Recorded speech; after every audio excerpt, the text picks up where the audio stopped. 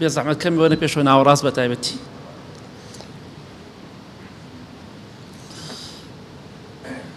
إن الحمد لله نحمده ونستعينه ونستغفره ونعوذ بالله من شرور أنفسنا ومن سيئات أعمالنا من يهده الله فلا مضل له ومن يضلل فلا هادي له وأشهد أن لا إله إلا الله وحده لا شريك له وأشهد أن محمدًا عبده ورسوله أما بعد فإن خير الكلام كلام الله وخير الهدي هدي محمد صلى الله عليه وآله وسلم وشر الأمور محدثاتها وكل محدثة بدعة وكل بدعة ضلالة وكل ضلالة في النار. پرسیارێک دروستە بێت بۆچی مرۆڤ دایک و باوکی خۆی دەکوژێت؟ پەنا بەخوای گەورە. بۆچی مرۆڤ وای لێ هاتووە کچ و کوڕی خۆی دەکوژێ، خوشک و برای خۆی دەکوژێ، مامە و خاڵۆی خۆی دەکوژێ، زاوا و خەزوری خۆی دەکوژێ، دراوسەی خۆی دەکوژێ، ئامۆزا و پورزای خۆی دەکوژێ، پوری خۆی دەکوژێ. بۆچی خەڵک وای لێ هاتووە؟ بۆ هەندێک کەس وای لێ هاتووە. یەکێک لە هۆکارەکان هۆکاری یەکەم ئەوەیە خەڵک ئەو جۆرە کەسانی کە ئەم پیشانە دەکەن، ئەم قەتڵانە دەکەن، ترسی خوا لە دڵیانە نییە. نە لە خوا دەترسن نە لە سزای خوا دەترسن. چونکە ئەگەر ئینسانێک لە خوا بترسێ ناچێت لەسەر عەرزێک، لەسەر شوێن خانوویەک، لەسەر شوێن زەرعاتێک، باخێک، گەنموجۆیەک بچێ خەڵکی بکوژێت. ئینسانی لە خوا ترس شتی وا ناکە. کاتێک کە هابیل ڕەحمەتی خوای لێبێ قابیلی برای وتی دەتکوژم کە کوڕی ئادەم بوون سەلامی خوایان لەسەر بێ. بەڵێ قابیل وتی دەتکوژم. هابیل وتی ئەگەر دەستی شم بۆ درێژ بکەی بمکوژی من دەست بۆ درێژ ناکەم. بۆ لێتە ترسم؟ نە، ئینی ئەخاف الله رب العالمین. چونکە من لە خوا دەترسم، کە لە خوا دەترسم بەخوا بزانم دەشم کوژی ناتکوژم. با من مەزڵوم بم نەک زاڵم بم. ئینسانێک کە ترسی خوا لە دڵیا بۆ ئاوا دەبێ. ڕۆژی قیامەت پێغەمبەری خوا دەفەرمێ صلی الله علیه وسلم لە حەدیثێکی صحیحدا ئەو کەسەی کە کوژراوە قاتیلەکە و بکوژەکە دەهێنێ بۆ خزمەتی خوای گەورە، دەڵێ یا ڕەبی سەل هذا فیمە قەتەلەنی.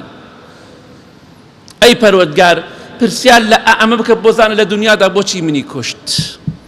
بۆیە کەسێ دەکوژی لە ڕۆژی قیامەتە دڵنیا بە عقوبەی قورس بۆ دانراوە کە دۆزەخە، کە سەرشۆڕی و ڕیسواییە. پەنا بەخوای گەورە یا ڕەبی پێ بەم کەسە بڵێ بۆچی منی کوشت. جواب بچیە لای خوا. خوایە لەسەر شوێن تەنەکەی گەنم کوشتم، عەرزەکەمی داگیر کرد، هەی نەکبەت پێش تۆ هەزارە خاوەنی هەبووە، بۆ مناڵ بۆ بکوزاوە ئەچی خەڵکە کوژی. بیدە دەست خوا، مەزڵوم بە نەک زاڵم. پێغەمبەری خوا صلی الله علیه وسلم بە ئیمامی عوثمانی فەرموو دەتکوژن، بەس تۆ وەکو هابیل بە وەک قابیل مەبە، زاڵم مەبە، مەزڵوم بە، سەرکەوتوو دەبیت. کێ بردیەوە؟ ئیمامی عوسمانی یا دوژمنەکانی ڕەزای خوای پەروەردگاری لێبێت. بۆیە ئەگەر ئینسانێک ترسی خوا لە دڵیا بێ ناچێت تفەنگ ڕووی تفەنگ کاتە خەڵکی. ترسی ڕۆژی قیامەت و عقوبەی خوای هەبێ کە خوای گەورە کۆمەڵی عقوبەی زۆری داناوە لە جەهەنەمدا بۆ کەسانی کە خەڵکی دەکوژن. ئیتر لەسەر شوێن گەنم دەیکوژی، لەسەر شوێنی جۆ دەیکوژی، لەسەر شوێنی عەرز دەیکوژی، لەسەر نازام چی دەیکوژی، خوێنی بۆ تۆ حەڵاڵ نییە. بۆیە ئەگەر ئینسانێک ترسی خوا لە دڵیا بێ ناچێت تفەنگ ڕووکات ڕووی تفەنگ کاتە خەڵکی. ترسی ڕۆژی قیامەت و عقوبەی خوای هەبێ کە خوای گەورە کۆمەڵی عقوبەی زۆری داناوە لە جەهەنەمدا بۆ کەسانی کە خەڵکی دەکوژن. ئیتر لەسەر شوێن گەنم دەیکوژی، لەسەر شوێنی عەرز دەیکوژی، لەسەر نازام چی دەیکوژی، خوێنی بۆ تۆ حەڵاڵ نییە. ئەمە کارەساتێک گەورەیە ئەگەر خەڵکی ترسی خوای لە دڵا بێ شتی وا ناکات. ئەو ئیمانی کە هەیەی ئەگەر کاریگەری بەسەری و هەبێ ئەو نوێژەی کە ئێستا هاتوونە بۆی ئەگەر کاریگەری بەسەرتانەوە هەبێ ناچن خەڵکی بکوژن. ئەمە هۆکارێکی سەرەکیە. یەکێک لە هۆکارەکانی زۆربوونی کوشتن ترسی خوا لە دڵی خەڵکانە ما ئەو کەسانی کە ئیشە دەکەن و ترسی ڕۆژی قیامەتە دڵیان نانێ بۆی و کارە ئەنجامەدەن. پرسیار دەکرێت بۆچی خەڵکی باوک و دایک و کوڕ و کچ و برا و خوشک و کەس و کار و دراوسێ و زاوا و خەزوری خۆی دەکوژێت. بۆچی دەیکوژێ؟ لەبەر ئەوەی بەهۆی تۆڕەبوونەوەیە کە ئینسان تۆڕە بوو مەزاجی تێکە چێ، کە مرۆڤ تۆڕە بوو عەقڵی لاواز دەبێت. چۆن دەڵێن تۆڕەبوون برای شێتیە، مرۆڤ تەسەڕوفاتی وا دەکا دوای چەند دقەیە زۆر شەرمەزار دەبێت. ئەگەر ئینسان سەبری هەبێ ئەو دووسێ دقەیە کە دەڵێ من تۆڕەم دووسێ دقە تۆڕابم ئەو دووسێ دقەیە خۆت بگرە بە ئیزنی خوای هیچ نابێ. خۆ کوشتن دقە و دوو دقەی ناوێ، چەند چرکەیەکی دەوێ، بەڵام خۆڕاگر بە. سەحابەی هاتە خزمەتی پێغەمبەری خوا صلی الله علیه وسلم لە حەدیثێکی صحیح تەرغیب هاتووە، وتی ئەی پێغەمبەری خوا صلی الله علیه وسلم ئامۆژگاریم بکە، فەرمی لا تغضب، تووڕە مەبە. ئەفەرمی بیرم کردەوە لە قسەکەی پێغەمبەری خوا صلی الله علیه وسلم بۆچی فەرمی تووڕە مەبە؟ من دەڵێم ئامۆژگاریم کە ئەو دەفەرمێت تووڕە مەبە.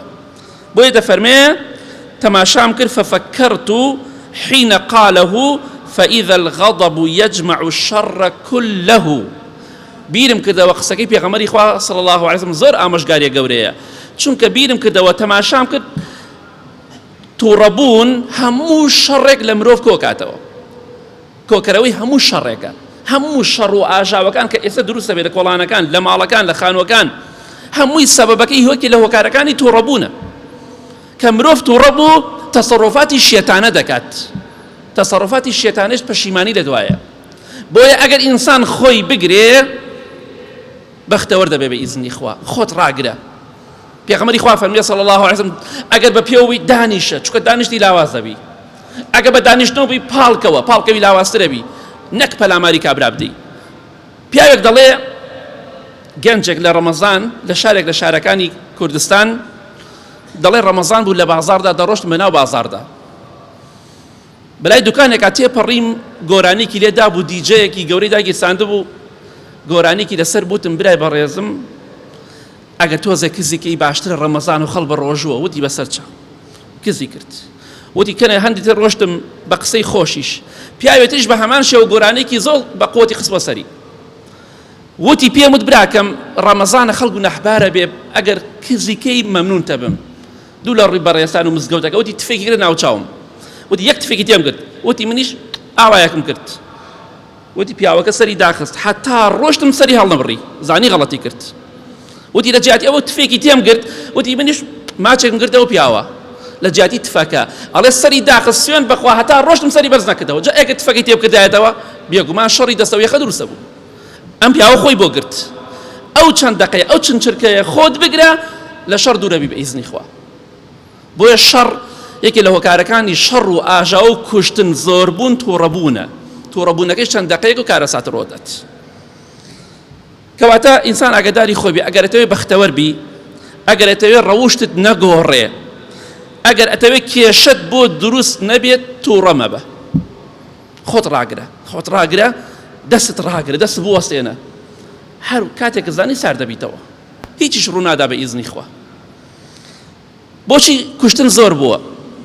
ئەمە کارەساتە بەخوا مرۆڤ دایک و باوکی خۆی بکوژێ، مناڵی خۆی بکوژێ، خوشک و برای خۆی بکوژێ، دراوسێ و مامە و خاڵۆ و زاوا و خەزوری خۆی بکوژێ. ئەمە کارەساتە، بەڕاستی کارەساتی زۆر گەورەیە، ئینسان تەقەبولی ناکە. مرۆڤێک ئەوەندە زاڵم و بێویژدان بێ دەستی بڕاتە خوێنی باوک و دایک و مناڵەکان و کەسەکان نزیکانی خۆی، ئەمە بەڕاستی کارەساتی گەورەیە.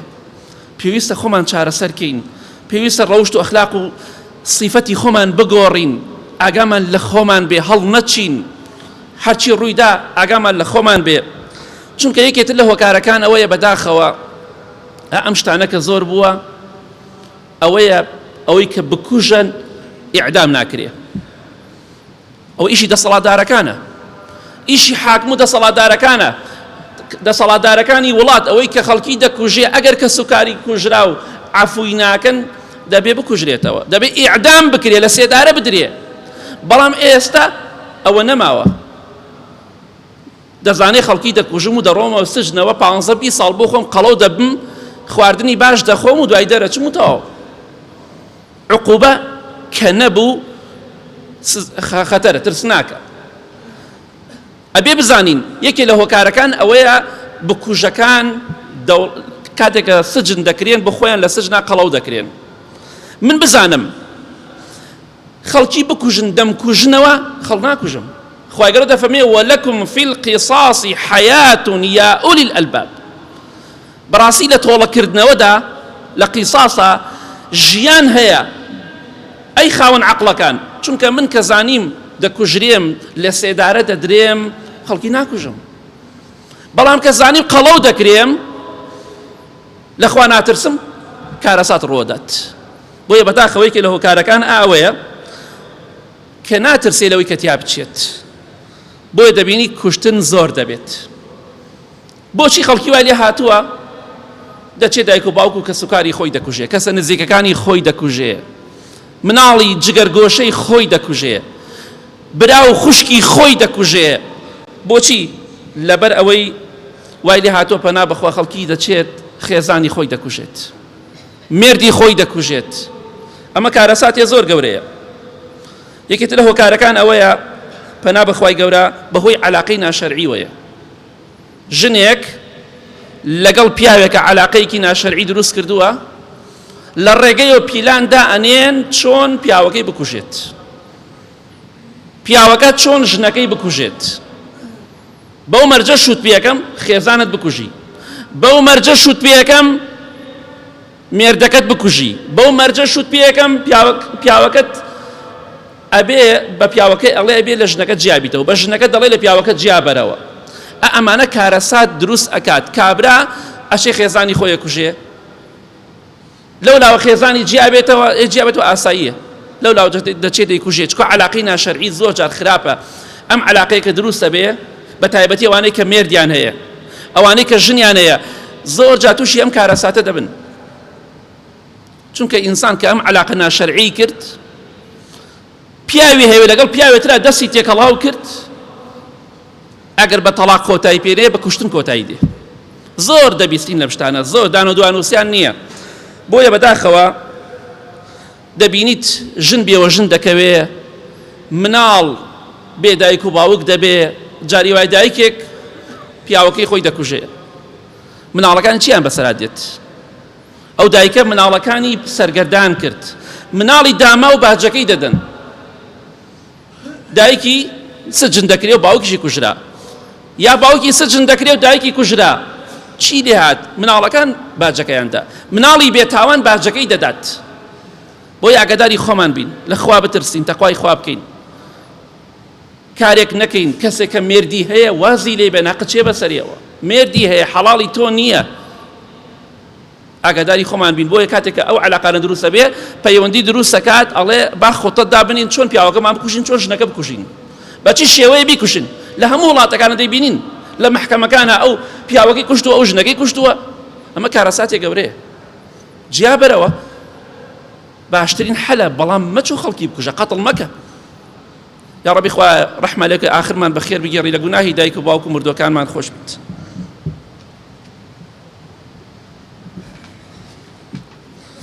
الحمد لله والصلاة والسلام على رسول الله وعلى آله وصحبه ومن والاه. خۆشەویستان، بۆچی لەم ڕۆژەدا خەڵکی دەکوژێت؟ دایک و باوکێتی، مناڵێتی، خوشک و برایەتی، مامەیەتی، خاڵۆیەتی، زاوایەتی، خەزوورێتی، خێزانێتی، مێردێتی، دراوسەیەتی، ئامۆزایەتی، پورزایەتی. بۆچی ئەم کارەساتانە دووبارە دەبێتەوە؟ لەبەر ئەوەی بەداخەوە هەندێک لە بەتەمەنەکانمان، سەر و ڕیش سپێکانمان تێگەیشتوو نین. ئەوانە کە دەڵێم تێگەیشتوو نین هەمووی ناڵێم، چونکە ئەڵێ گەورە ئاوە ڕژێنێ بچووک پێی تێخشێنێ. ئەگەر پیاوە بە تەمەنەکانمان ڕیش سپێکانمان ئەگەر تێگەشتوو بن ژیر بن مناڵەکانیان لەسەر تونندڕەوی پەروەردە نەکەن بە ئیزنی خوا کەمتر دەبێتەوە. دەبینیت ئەڵێ ڕۆڵە غەڵەت لە کەس قبول نەکەی ئەوەی زلەیەکی لەدا یەک فیشەک بنێ ناو چاویەوە. زۆرمان بینی بەرخی نێر بۆ سەر بڕینە کوڕەکانم داناوە بۆ کوشتن. ئەگەر ئەمە باوکی ئێمە بێ و باپیری ئێمە و مامۆ خاڵۆی ئێمە بێ ئەگەر خوا ڕەحمە لێ نەکا بێگومان پیا کوشت دەرەچی. بەرخی نێر بۆ سەر بڕینە مام حاجیگیان خاڵۆگیان مامەگیان کوڕەکەی تۆ مرۆڤە ئاژەڵ نییە بەرخ نییە مرۆڤە مرۆڤ بۆ سەربڕین نییە خوا بۆ دروستی نەکردۆ سەر زەوی بیدەی بەکوشت.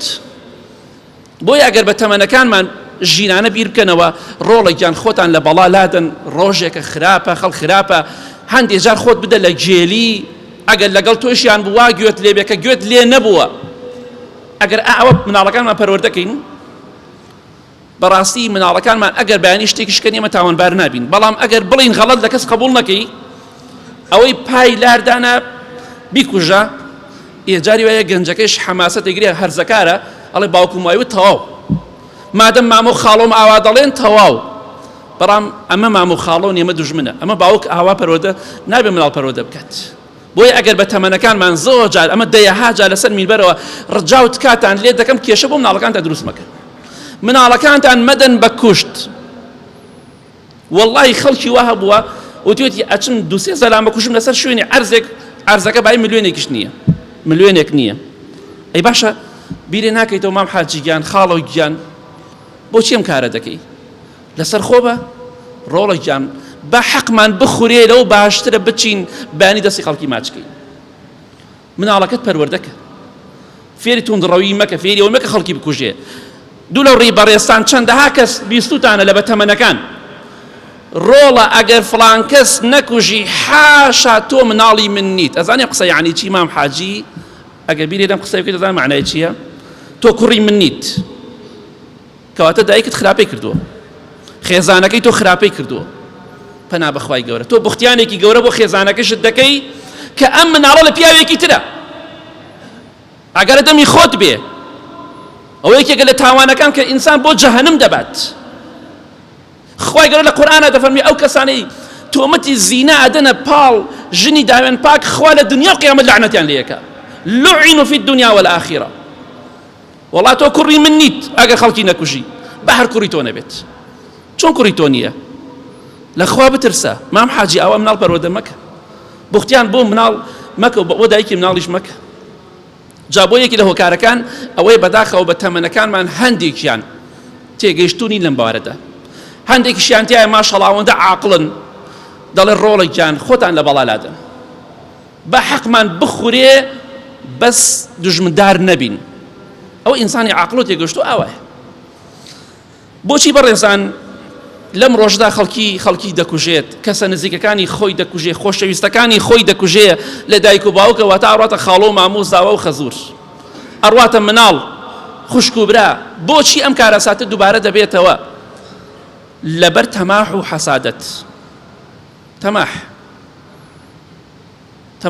تەماحکارێکە چاوچنۆکێک بەنا بەخوا دەچێ جاری وایە خۆتانم چەند ڕۆژانە بیستن ڕۆژانە دەیبیستن کە لەسەشتی زۆر زۆر بچووک و بەسیط خەڵکی دەکوژرێ.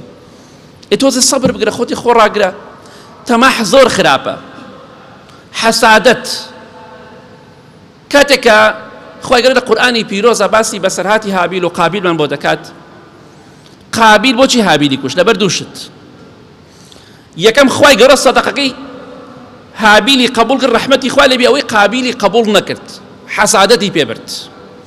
دووەم قابیل ئەیوت ئەو خوشکە خۆم مارەیەکەم ئەوەی تۆ کە تۆ ئەتەوێ مارەیەکەی من مارەیەکەم لەبەر تەماح بوو لەبەر ئەو دوو خاڵە کوشتی بەڵام قوڕی کرد بەسەر خۆیدا. پێغەمبەری خوا دەفەرمێ صلی الله علیه وسلم هەتا ڕۆژی قیامەت لە صحیح بوخاریایە هەر قەتڵێ بکرێ هەر کەسێ بەناحەق و بە زوڵم بکوژرێ بەشێک لەو قەتڵە تاوانەکەی لە ملی قابیلە هەتا ڕۆژی قیامەت. لەبەرەوە یەکەم کەسێک بوو خوێنی سەر زەویان ڕژاند لەبەر تەماح لەبەر حەسادەت.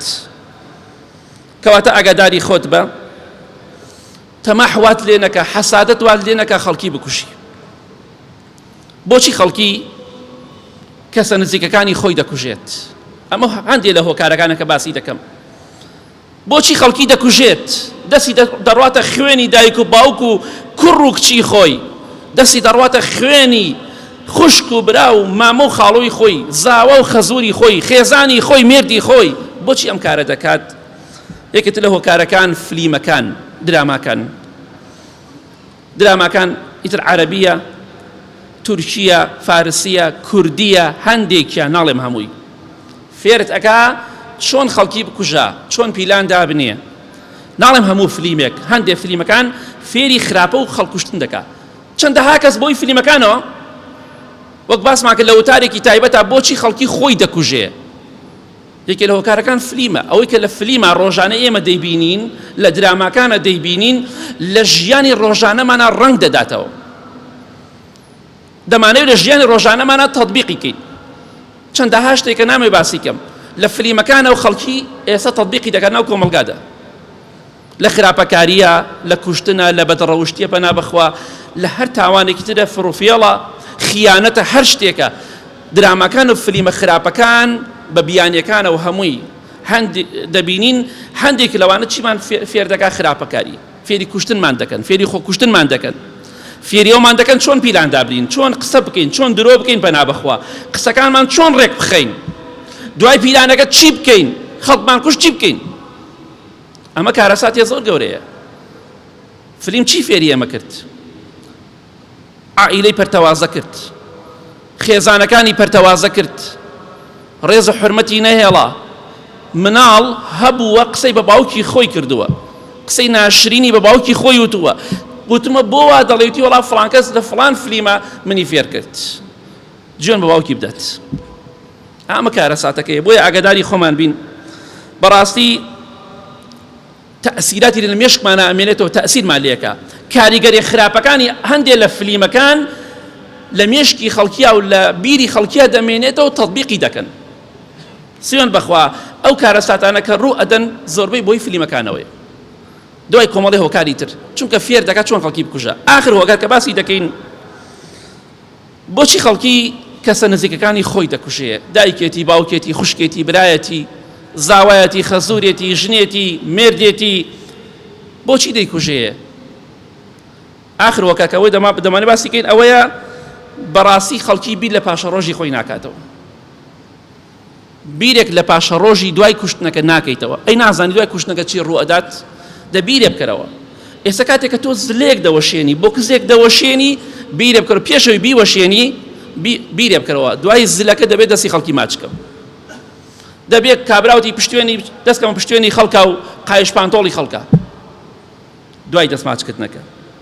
زلە دەوەشێنی باجەکەی بە قورسی ئەدەی، چ جای خەڵکی بکوژی.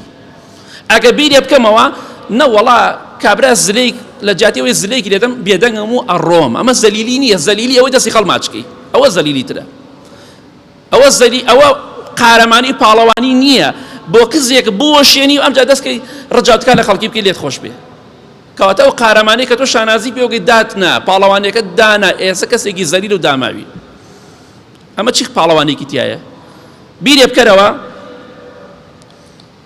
بیرێک لە دەستماچکردنی خەڵکەرەوە، خۆجارە بە دەستماچکردن لێت خۆش نابن. ئێستا خەڵکی وایە خەڵکی کوشتووە، هەرچی پیاوی بەڕێزە ئێنێرێ بۆ ماڵەکەڵێ بەخوا لێی خۆش نابن. یەکەم جاری وایزانێ پاڵەوانە، بەتەڵ فلیمە، بەڵام ئێستا بۆی دەرکەوتۆ زەلیل و داماوە. بیرێ بکەرەوە، بیرێک لەوە بکەرەوە بەیانی تکا و ڕجا لە خەڵکەکەی، بیرێک لەوە بکەرەوە بەیانی ڕائەکەی، ڕاکردنەکەت بیر نەچێ، بیرێک لەوە بکەرەوە بەیانی خۆت ئەشاریتەوە، ئەوەت لە بیر نەچێ. ئەوەنە پیاوێ قارەمان و مەردی خۆت بۆ شاریتەوە. کەواتە تۆ بەس پاڵەوان نیت، کەسێکی عاقڵ و تێگەشتوو نیت بۆ ژیانی خۆت. بیرێک بکەرەوە لە ئەم شتانە کە باسم کرد، بیرێک بکەرەوە لە دوای قەتڵەکە، لە دوای کوشتنەکە سوال ئەەکەی، سوال دەست لە خەڵکی پانەکەیتەوە.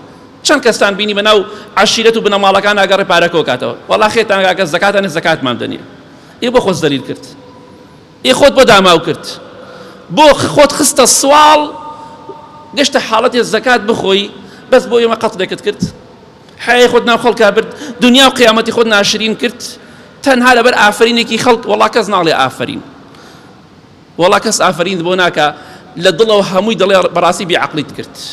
کەواتە بیرێک لەم شتانە بکەرەوە بیرێک لەوە بکەرەوە ئەو کاتێک کە کەسێک ئەکوژی هەرچیت کۆ کردوتە ڕەنجی چەند ساڵت هەمووی بەبا دەچی ئەی بیرێ لەوە ناکەیت مام حاجیە کوڕەکەت ئەدەی بە کوشتا چەند ساڵە تەمەن تێ خانوویەکت کڕی دوو خانووت کڕی کە سڵحەکە ئەبێ هەمووی بفرۆشی بڕۆیتە کرێچیەوە داما و زەلیل و سوالکرد دەرەچیت و لاوە دەرەچیت و تەواو زۆر جار هاوارەکەین ڕجاکەین بۆ خاتی خوا خۆتان بگرن دووسێ دەقە خۆت بگرێ لەوە باشترە بیتە سوال کرد دووسێ دەقە خۆت بگرێ لەوە باشترە خانووی مناڵەکان بفرۆشی ڕابکەی خۆت بشاریتەوە ماڵەکەت بسووتێنەرێ ئەمیش بەڕاستی کارەساتی خراپ و ناشرینە برایەک تاوان لێکەکە چن ماڵی براکان ێسووتێن ئەمە بەخوامە زوڵمە کابرا دەستی تیان نییە با برای بێت با مامەی بێ با مامە خاڵۆی بۆ ڕابکات لەگەڵ خەڵکا بیستوێتی فڵان کەسی کوشتووە بە تەلەفۆن بیستوێتی زوڵم لە خەڵکی مەکەن لە خوا بترسن لە کۆتاییدا دەڵێم ئەو کەسەی خەڵکی دەکوژێ حەزی بە سجنە حەزی بە دوژمنداریە حەزی بە سوالکردنە حەزی بە زەلیلیە حەزی بە داماویە حەزی بەوەیە کە خۆی بشارێتەوە و ڕابکە و ڕسوابێ دوو لە ڕیبە ڕێستان کەواتە ئینسانی عاقڵش دیوا ناکە لە کۆتاییدا دەڵێم ئەمە هەندێک لە هۆکارەکان باسمان کرد هیوادارم ئاگامان لە خۆمان بێ بە تەمەنەکانیش نەسیحەتی باشی مناڵەکانتان بکەن توخوا شەڕ و وەی و بەڵایان بۆ دروست مەکەن اللهم اغفر للمؤمنين والمؤمنات والمسلمين والمسلمات الأحياء منهم والأموات من أهل السنة والجمعة والجماعات يا ربي خويا الشفاء نخوشكان من بدي بتايبتي أواني داوي دعاء خير يعني كدو يا ربي خويا هيمني وآرامي ولات من بباريزي خويا جان لخوين رشتن بدور مان كي خويا جان واما لبكي كبردوام لتو بترسين عاقلو تيجشتو بريار بدين عاقلو تيجشتو أنا جيان بسر برين يا رب العالمين كاريك نكن لمن تو ربي آخر من بخير بجيري آمين آمين آمين وصلى الله على محمد وآله وصحبه أجمعين